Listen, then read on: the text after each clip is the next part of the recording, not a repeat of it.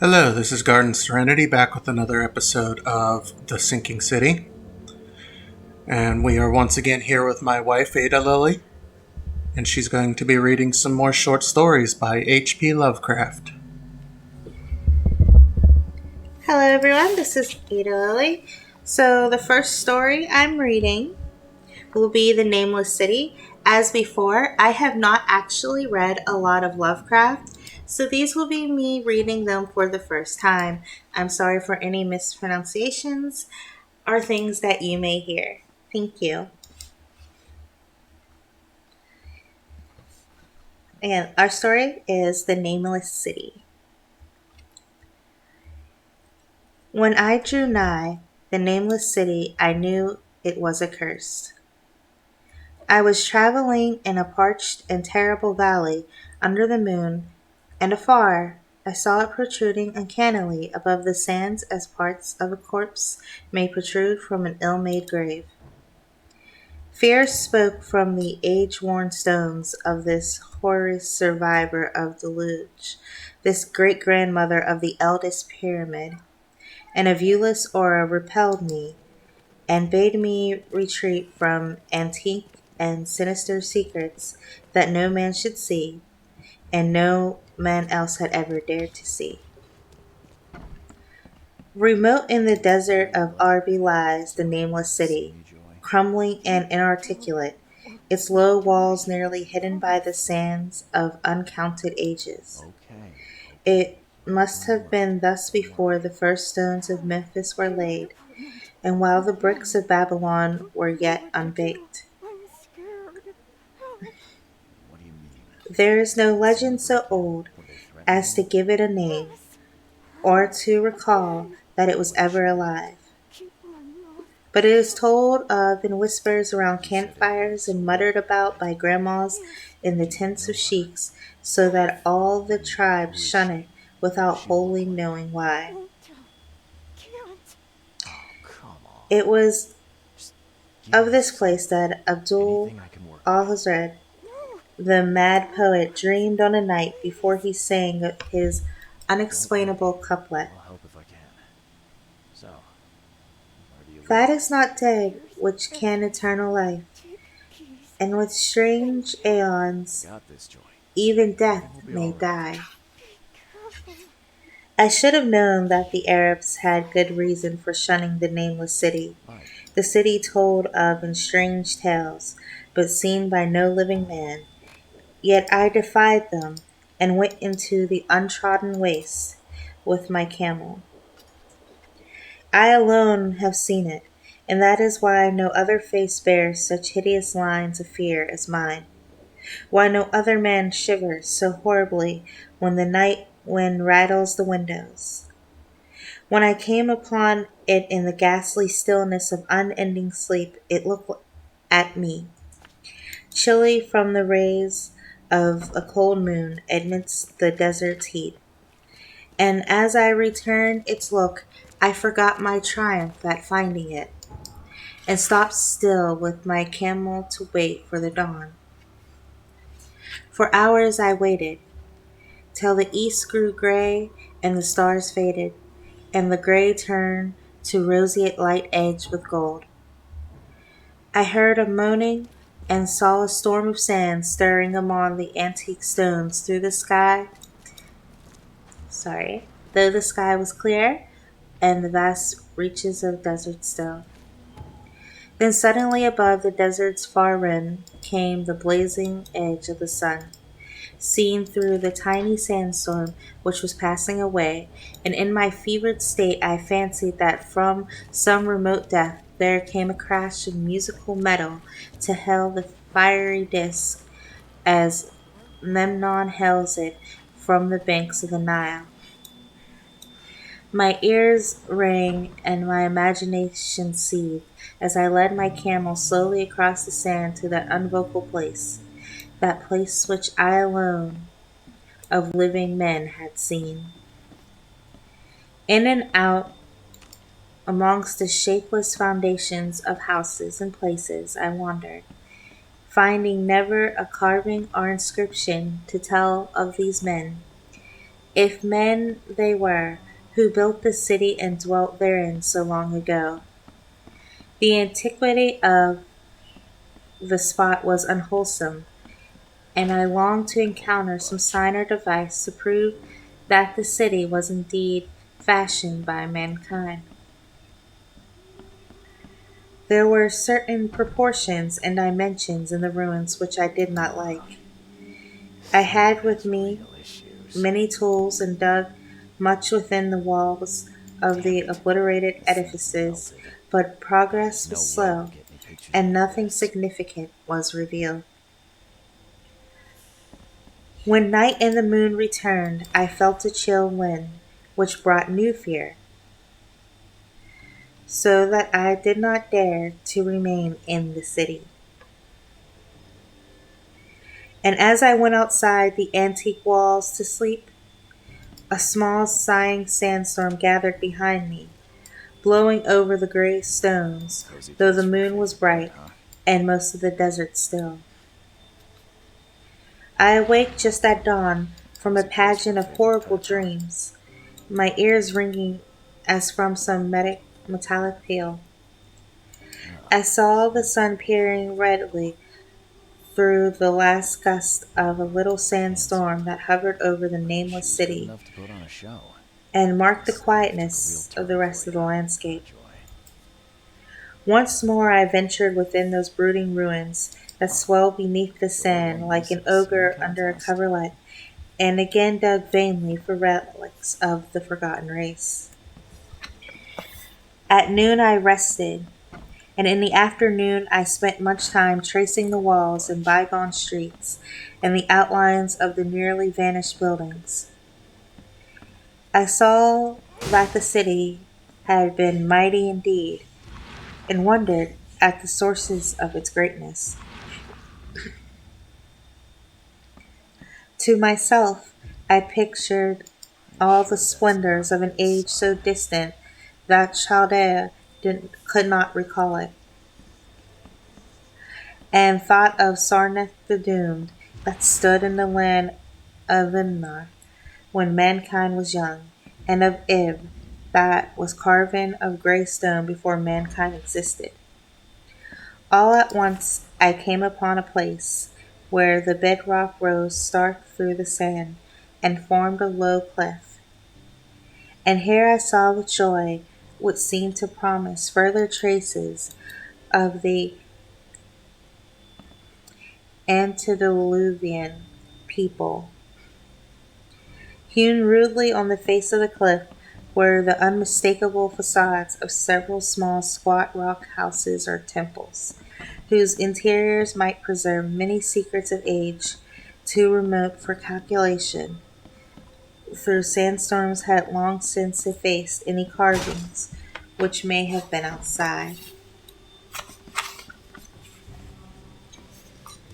Very low and sand-chalked were all the dark apertures near me, but I cleared one with my spade, and crawled through it, carrying a torch to reveal whatever mysteries it might hold.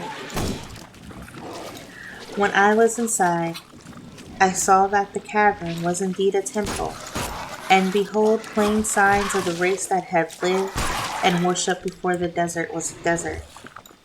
Primitive altars, pillars, and niches, also curiously low, were not absent. And though I saw no sculptures or frescoes, there were many singular stones clearly shaped into symbols by artificial means. The lowness of the chiseled chamber was very strange, for I could hardly kneel upright, but the area was so great that my torch showed only part of it at a time. I shuddered oddly in some far corners, for certain altars and stones suggested forgotten rites of terrible, revolting, and inexplicable nature, and made me wonder what manner of men could have made and frequented such a temple. When I had seen all that the place contained, I crawled out again, avid to find what the temples might yield. Night had now approached, Yet the tangible things I had seen made curiosity stronger than fear, so that I did not flee from the long moon cast shadows that had daunted me when I first saw the nameless city. In the twilight, I cleared another aperture, and with a new torch crawled into it, finding more vague stones and symbols, though nothing more definite than the other temple had contained. The room was just as low, but much less broad, ending in a very narrow passage crowded with obscure and cryptical shrines. About these shrines I was prying when the noise of a wind and my camel outside broke through the stillness and drew me forth to see what could have frightened the beast. The moon was gleaming vividly over the primitive ruins, lighting a dense cloud of sand that seemed blown by a strong but decreasing wind from some point along the cliff ahead of me. I knew it was this chilly, sandy wind which had disturbed the camel, and was about to lead him to a place of better shelter when I chanced to glance up and saw there was no wind atop the cliff. This astonished me and made me fearful again, but I immediately recalled the sudden local winds that I had seen and heard before at sunrise and sunset and judged it was a normal thing. I decided it came from some rock fissure leading to a cave and watched the troubled sand to trace it to its source, soon perceiving that it came from the black orifice of a temple a long distance south of me, almost out of sight. Against the choking sand cloud I plodded toward this temple, which as I neared it loomed larger than the rest, and showed a doorway far less clogged with caked sand.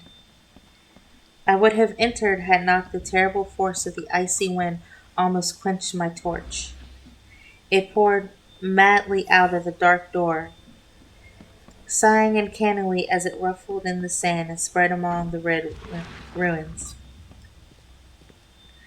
Soon it grew fainter, and the sand grew more and more still, till finally all was at rest again, but a presence seemed stalking among the spectral stones of the city, and when I glanced at the moon it seemed to quiver as though mirrored in unquiet waters. I was more afraid than I could explain, but not enough to dull my thirst for wonder. So as soon as the wind was quite gone, I crossed into the dark chamber from which it had come. This temple, as I had fancied from the outside, was larger than either of those I had visited before, and was presumably a natural cavern since it bore winds from some region beyond. Here I could stand quite upright, but saw that the stones and altars were as low as those other temples. On the walls and roof I beheld for the first time some traces of the pictorial art of the ancient race, curious curling streaks of paint that had almost faded or crumbled away.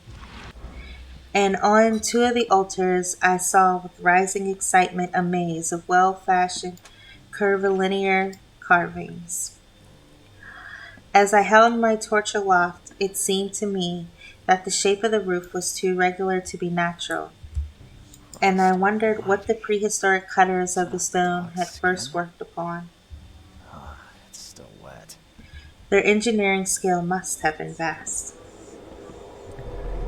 Then a brighter flare of the fantastic flame showed that for which I had been seeking, Take the photo. the opening to those remoter abysses whence the sudden wind had blown, and I grew faint when I saw that it was a small and plainly artificial door chiseled in the solid rock.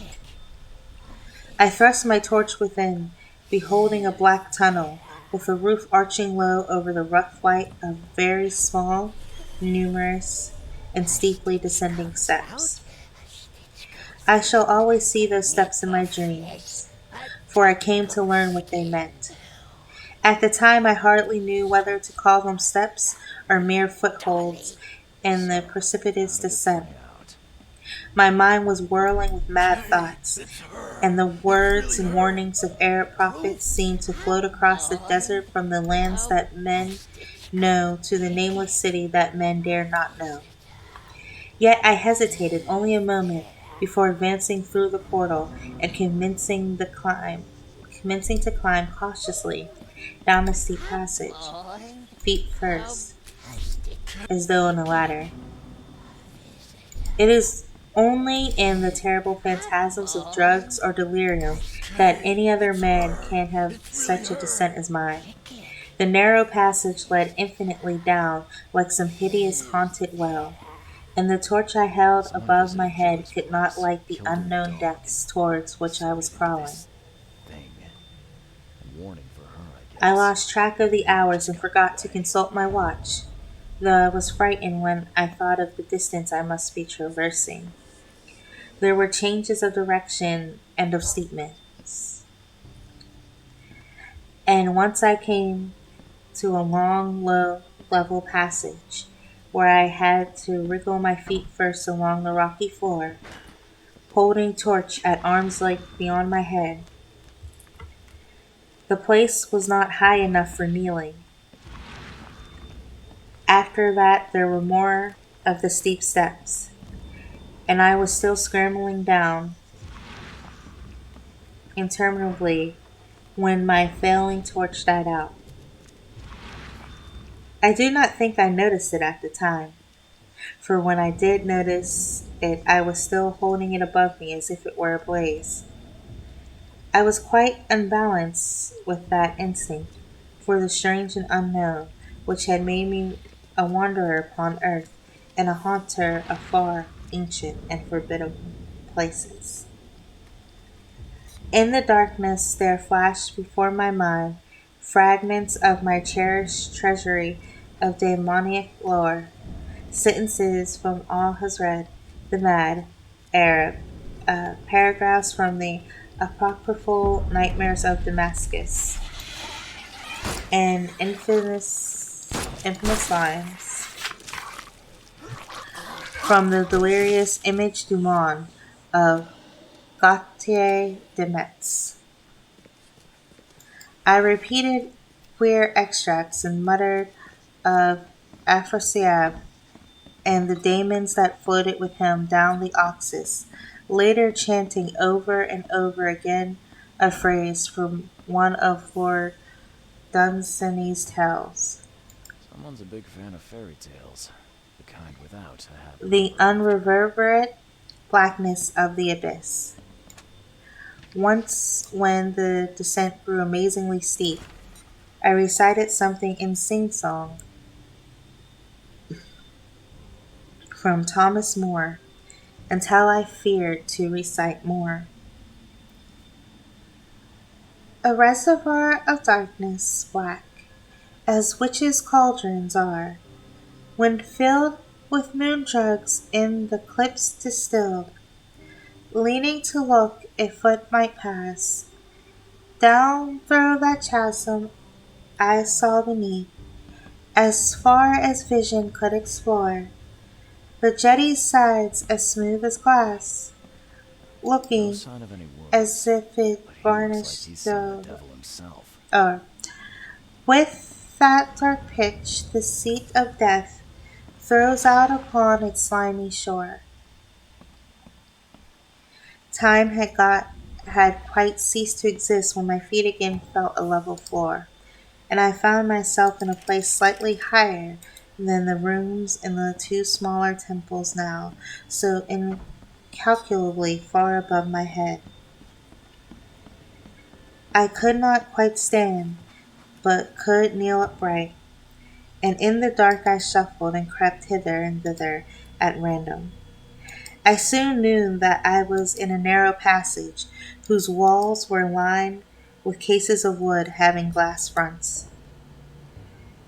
As in the Paleozoic and abysmal place, I felt of such things as polished wood and glass I shuddered at the possible implications. The cases were apparently ranged along each side of the passage at regular intervals, and were oblong and horizontal, hideously like coffins in shape and size. When I tried to move two or three for further examination, I found that they were firmly fastened. I saw that the passage was a long one, so floundered ahead rapidly in a creeping run that would have seemed horrible had any eye watched me in the blackness, crossing from side to side occasionally to feel of my surroundings and be sure the walls and rows of cases still stretched on. Man is so used to thinking visually that I'd almost forgot the darkness and pictured the endless corridor of wood and glass in its low studded monotony as though I saw it. And in a moment of indescribable emotion, I did see it. Just when my fancy merged into real sight, I cannot tell. But there came a gradual glow ahead, and all at once I knew that I saw the dim outlines of the corridor and the cases, revealed by some unknown subterranean phosphorescence. For a little while, all that was exactly as I had imagined it, since the glow was very faint, but as mechanically kept stumbling ahead into the stronger light, I realized that my fancy had been but feeble. This hall was no relic of cruelty like the temples in the city above, but a monument of the most magnificent and exotic art. Rich, vivid, and daringly fantastic designs and pictures formed a continuous scheme of mural painting whose lines and colors were beyond description. The cases were of strange golden wood, with fronts of exquisite glass, and containing the mummified forms of creatures outreaching in grotesqueness the most chaotic dreams of man.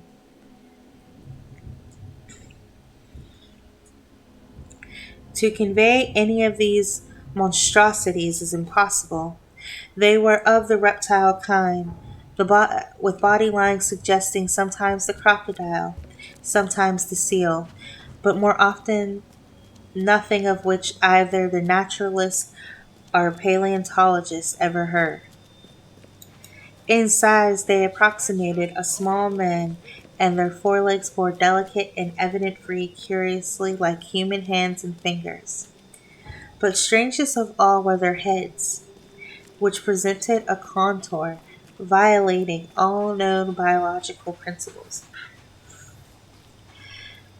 To nothing can such things be well compared in one flash.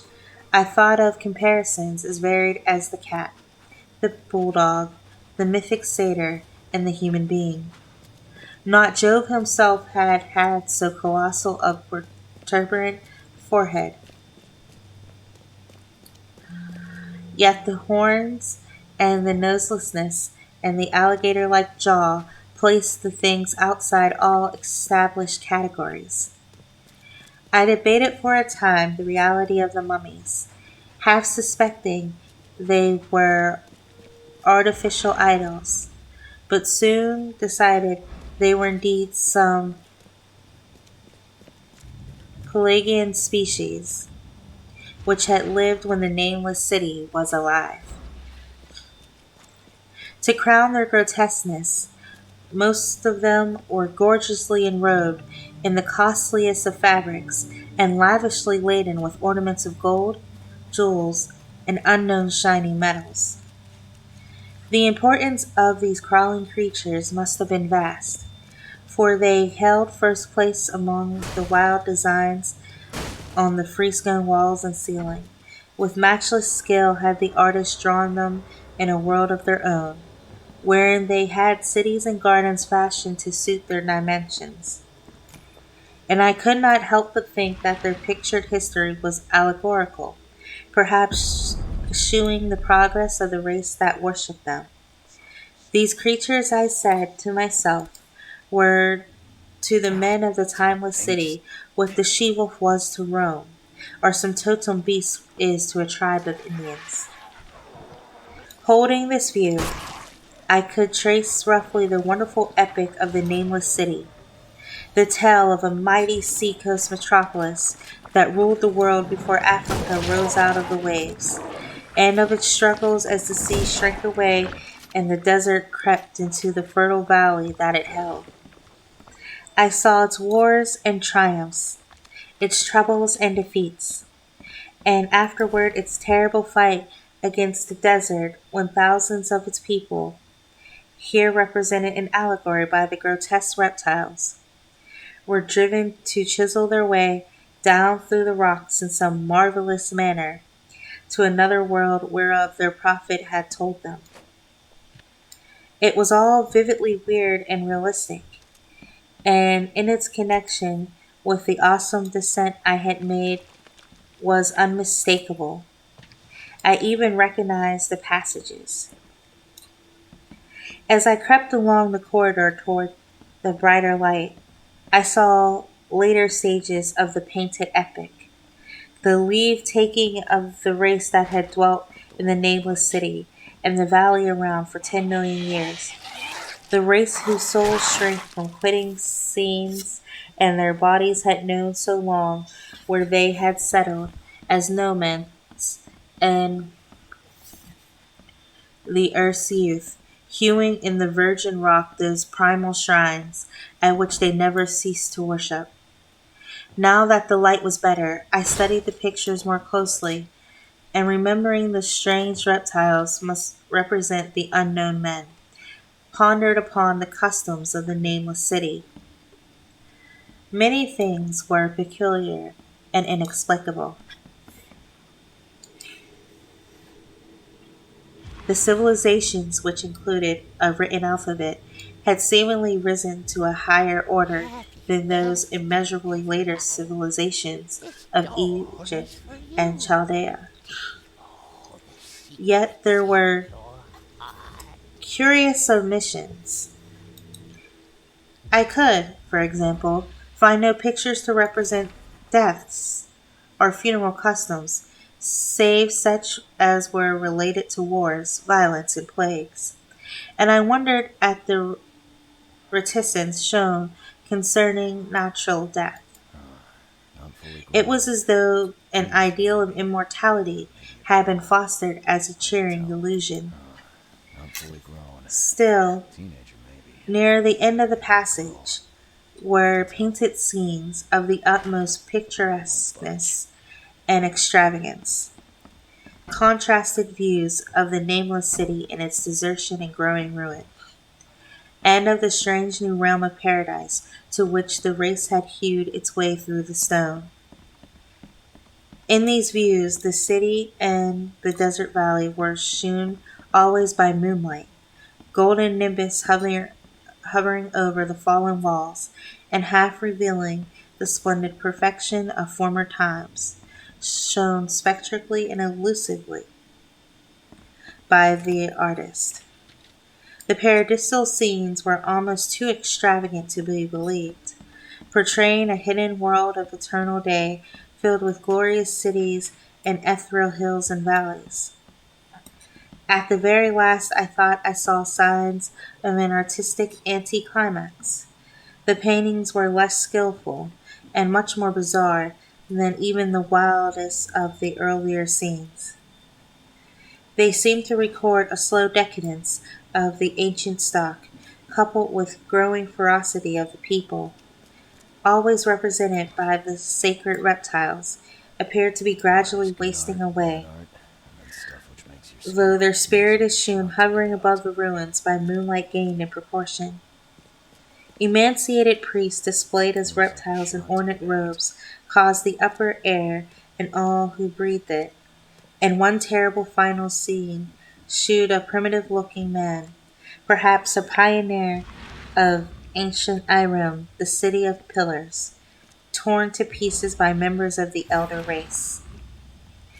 I remember how the Arabs fear the nameless city, and was glad that beyond this place the grey walls and ceiling were bare. As I viewed the pageant of mural history, I had approached very closely the end of the low ceilinged hall, and was aware of a gate through which came all of the illuminating phosphorescence. Creeping up to it, I cried aloud in transcendent amazement at what lay beyond, for instead of other and brighter chambers, there was only an illimitable void of uniform radiance, such as one might fancy when gazing down from the peak of Mount Everest upon a sea of sunlit mist. Behind me was a passage so cramped that I could not stand upright in it. Before me was an infinity of subterranean effulgence. Reaching down from the passage into the abyss was the head of a steep flight of steps, small, numerous steps like those of the black passages I had traversed. But after a few feet, the glowing vapors concealed everything. Swung back open against the left-hand wall of the passage was a massive door of brass, incredibly thick and decorated with fantastic bas-reliefs, which could, if closed shut, the whole inner world of light away from the vaults and passages of rock. I looked at the steps, and for the nonce dared not try them. I touched the open brass door, and could not move it. Then I sank prone to the stone floor, my mind aflame with prodigious reflections, which not even a death-like exhaustion could banish. As I lay still with closed eyes, free to ponder many things I had lightly noted, and the frescoes came back to me with new and terrible significance. Scenes representing the nameless city in its heyday, the vegetation of the valley around it, and the distant lands with which its merchants traded. The allegory of the crawling creatures puzzled me by its universal prominence, and I wondered that it would be so closely followed in a pictured history of such importance. There's good art, bad art. And the frescoes of the nameless city had been shewn proportions fitted to reptiles. I wonder what its real proportions and magnificence had been, and reflected a moment on certain oddities I had noticed of the ruins. I thought curiously of the lowness of the primal temples and of the underground corridor, which were doubtless hewn thus out of deference to the reptile deities that were honored, though it perforce reduced the worshippers to crawling. Perhaps the very rites here involved a crawling in imitation of the creatures.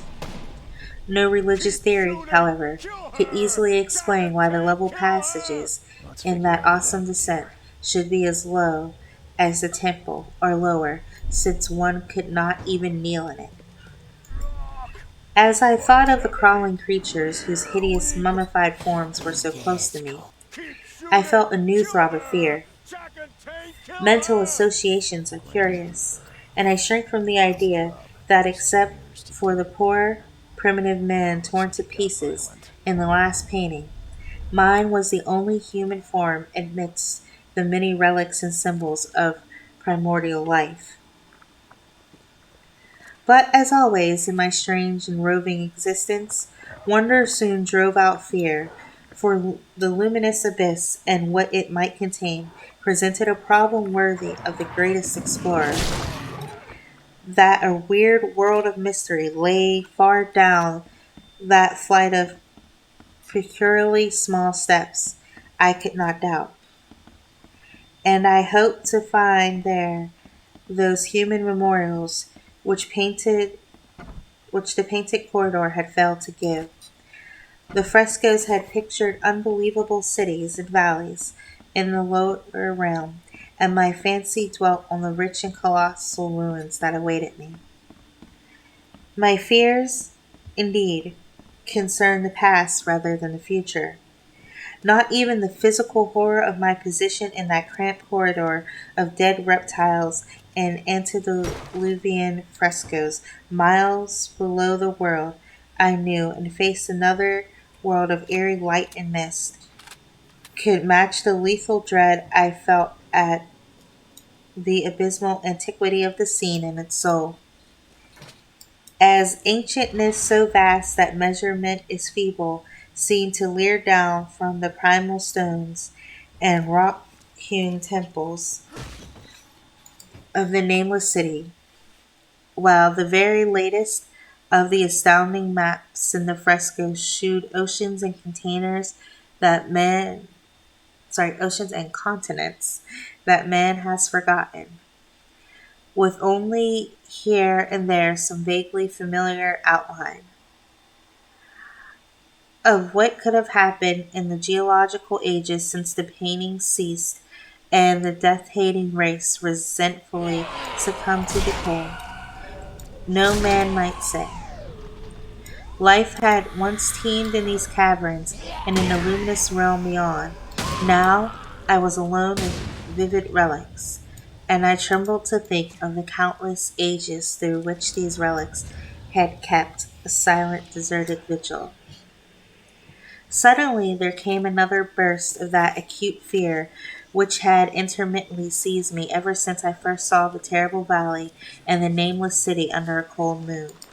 And despite my exhaustion, I found myself starting frantically to a sitting posture and gazing back along the black corridor toward the tunnels that rose to the outer world.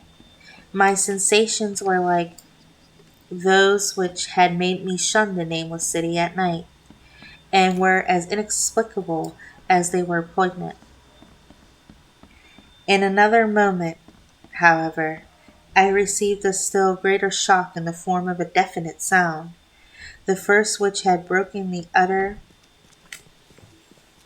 silence of these tomb-like depths. It was a deep, low moaning, as of a distant throng of condemned spirits, and it came from the direction in which I was staring. Its volume rapidly grew, till it soon reverberated frightfully through the low passage, and at the same time I became conscious of an increasing draught in the cold air, likewise flowing from the tunnels and the city above. The touch of this air seemed to restore my balance, for I instantly recalled the sudden gusts which had risen around the mouth of the abyss, each sunset and sunrise, one of which had indeed revealed the hidden tunnels to me. I looked at my watch and saw that the sunrise was near, so I braced myself to resist the gale that was sweeping down to its cavern home, Joy, as it had the swept main forth reason at he's here. evening. It's At gone, evening. at least for the My next fear few again years. waned low, Joy since a Absolutely. natural phenomenon and tends to Kate. dispel Oh, broodings over the unknown. take this. More and more Hurt. madly poured the But shrieking, keep moaning this night a wind secret. into the gulf of the inner earth. You're safe I now. dropped prone again I figured and that clutched while vainly being at the over, floor, you could speak for freely. fear of being swept Is something still wrong? bodily through the All is opening well. gate Thank to the you, Father. phosphorescent I'm abyss. confused. Why don't you Such instead try fury to... I had not Trent expected, and as promised I grew aware 2 years of an ago. actual No slipping of my one form need toward to the serve the abyss, sentence. I So was Oh, beset by come a on. thousand new terrors Sewing of someone's mouth apprehension shut is and simple enough. But imagination. keeping it? The When Granny's malignancy gone? of the do blast not awakened tremble, Kent. incredible fancies. Can't Once understand. more I Okay. compared myself Okay. shudderingly Just to the as you only say, human I image in guess. that frightful corridor, the man who Bye, was Joy. torn to pieces by the nameless race.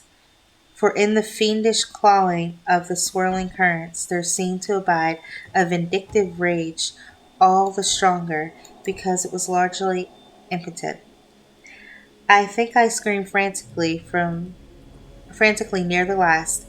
I was almost mad, but if I did so, my cries were lost in the hell-born babble of the howling wind wraiths. I tried to crawl against the murderous invisible torrent, but I could not even hold my own as I was pushed slowly and inexorably toward the unknown world.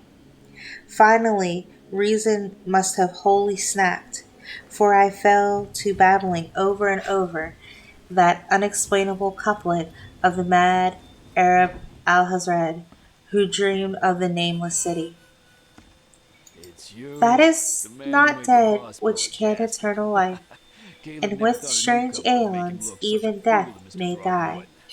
It's not my fault Only you the lost grim touch of the brooding desert warehouse. gods Oh, know what I really know. took No hard place, feelings, what pal. indescribable So struggles and what? scrambles in the Kill dark I endured, or what Abaddon guided me him. back Name's to Sam life, Shaw. where I must What'd you always need? remember and shiver in the Pistol. night I can use wind till something like that. oblivion, or worse, Potion. claims Of me course.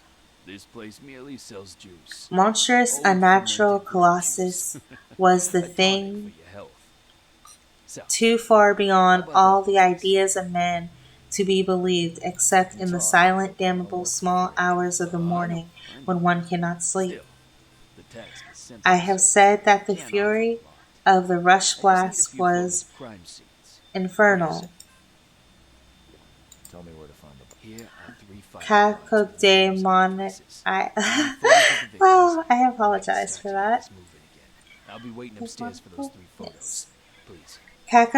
Down the Cacodemonical, street. and that his voices Take were care. hideous with pent up viciousness of desolate eternities. Presently, these Again voices, with while the still signs. chaotic before me, Wonder what he was trying to seemed tell me. to my beating brain to take articulate form behind me.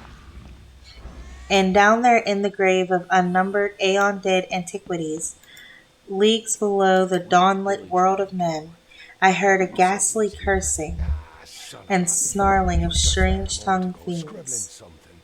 I guess his touch had Turning, just I got even saw bigger. outlined against the Anything else? luminous aether of the You're abyss a local. that could not Remind me be where to find the Blackwoods Manor. seen Nah. against the dusk of the corridor. What you want with it? A nightmare It's been horde empty of ever since the rushing Blackwoods devils, left.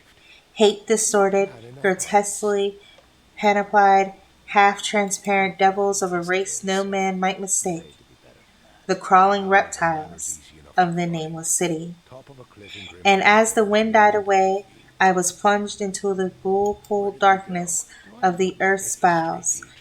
For behind the Anyway, last of the sometime around the creatures, flood, the the whole great brazen family door just clangs shut vanished. And with the fast. deafening No families. peal of The metallic Blackwoods music, and what remained of the whose marshes too. reverberations swelled out Graveyard. to the There's distant something to world it, to hail the rising maybe. sun as Or maybe Memnon we just hails it saw from what the was banks needed for of the one for the Nile. best of us. I won't keep you. So kind of you. And that is the end of the Nameless City. I apologize for all the mispronunciations. I admit I'm kind of confused what happened. Like, did he die at the end?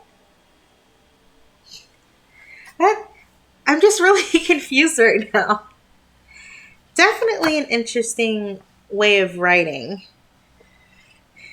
Makes it a little hard to read, but the stories are most certainly interesting.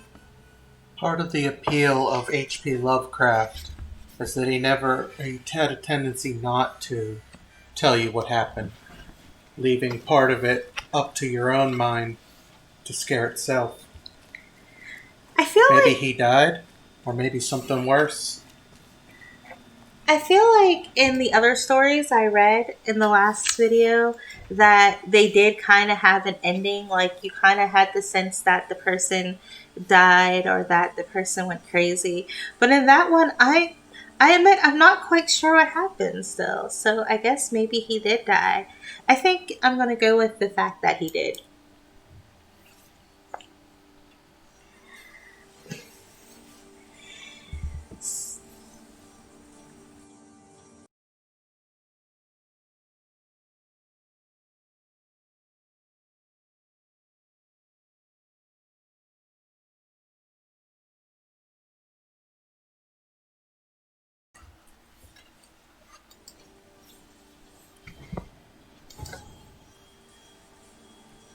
Alright, so as my husband tells me, we're almost up to 45 minutes. That story was a lot longer than I thought it'd be, but that's probably because I couldn't read it well. I apologize again for all the mispronunciations in that. I shall be reading a few more stories next time. So thank you for listening to me reading H.P. Lovecraft. And that'll do it for this episode. I hope you enjoyed hearing my wife read H.P. Lovecraft while we investigated into, what was her name? The granny. I'm sorry about my camera jumping around. Honestly, it was creeping me out a bit, so I was a little jumpy. If you enjoyed the episode, please like and subscribe, and feel free to comment anything we can improve. See you next time.